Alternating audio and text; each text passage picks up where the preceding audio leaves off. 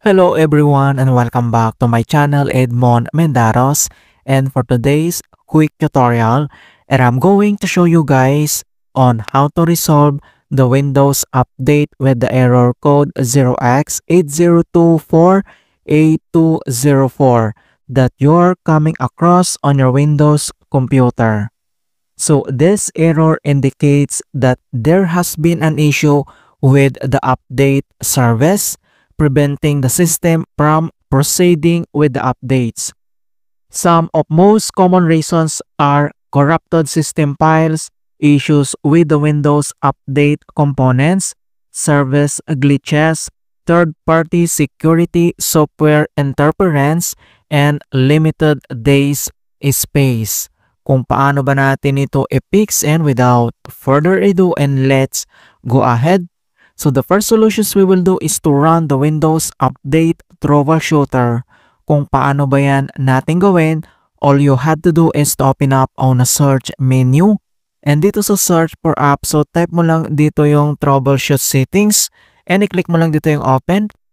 And once na-open mo na itong troubleshoot settings, and under dito lang sa options ay kailangan mo lang i-select dito yung other troubleshooter. So itap mo lang yan. And under dito lang sa most frequent ay kailangan mo lang i-select dito yung Windows Update. So dito lang sa right side ay kailangan mo lang itap dito yung run. And wait natin na makomplete yung detecting problems, initializing, and diagnostic process. Alright, so troubleshooting has completed.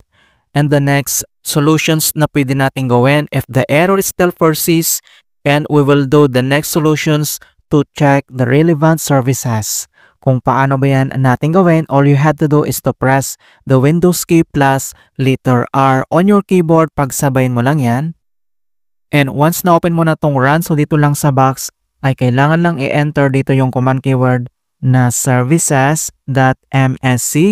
So just type this command keyword services.msc. So that is one word, and itap mo lang dito yung OK. And once na-open mo na tong services at dito lang sa services local, so dito lang sa right side ay kailangan lang i-locate dito yung Windows Update. So kailangan mo lang mag-scroll down and i-locate mo dito yung Windows Update. So ang next step, so select and right click. And then select mo lang dito yung restart. So click mo lang yan and wait natin na ma-complete yung restart. And after the Windows restart, and then same procedure dito sa Windows Update. So select and double click. And then dito lang sa General Properties. And then dito lang sa Startup Type. So you need to select Automatic. And then dito sa baba, click Apply. And i-click mo lang dito yung OK. Alright, so in the next keyword na kailangan natin i-locate ay yung Background Intelligent Transfer Service. So scroll up.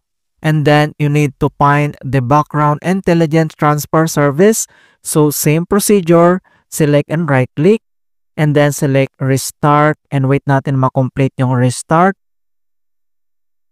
And then after completing the restart, so same procedure, select and double click. And then dito lang sa General Properties. And here, Startup Type. So you need to select Automatic.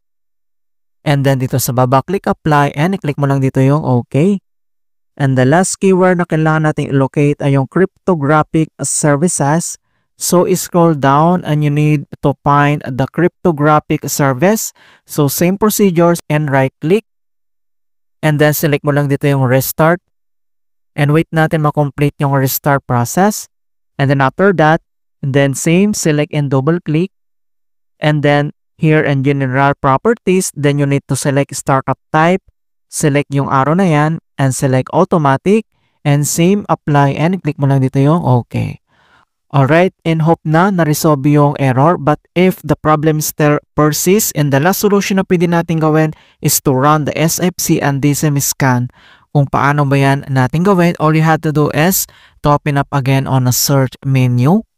And dito sa search for app, so just type CMD or ito yung tinatawag na command prompt, and then kailangan mo lang mag right click and select mo lang dito yung run as administrator. If you receive user account control, and then tap dito yung yes. And once na-open mo na tong administrator command prompt, and then next step ay kailangan lang i-enter dito yung command keyword na dsym space slash online space slash cleanup dash image space slash restore health. So copy lang natin yan. You need to use the keyboard shortcut Ctrl+C. And then next step, we need to paste in here. So you need to use the keyboard shortcut Ctrl+B and press enter. And deployment, image, servicings, and management tool. So dito ay kailangan lang hintayin na makomplete ang verifications into 100%. And then the restore versions completed successfully. And the next keyword that we need to enter. So just type this command keyword as fc space slash scan now. So in all small letter. And then slash scan now, that is one word, and then press enter. And beginning system scan, this process will take some time. Beginning verification space of system scan, and then we need to wait again to complete the verifications into 100%. Alright, so verifications 100% complete. And the next step, so close lang natin tong CMD.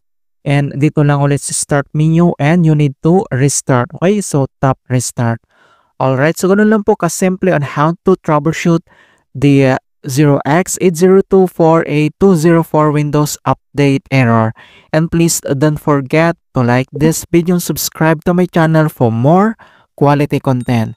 Thank you guys and see you in my next tutorial.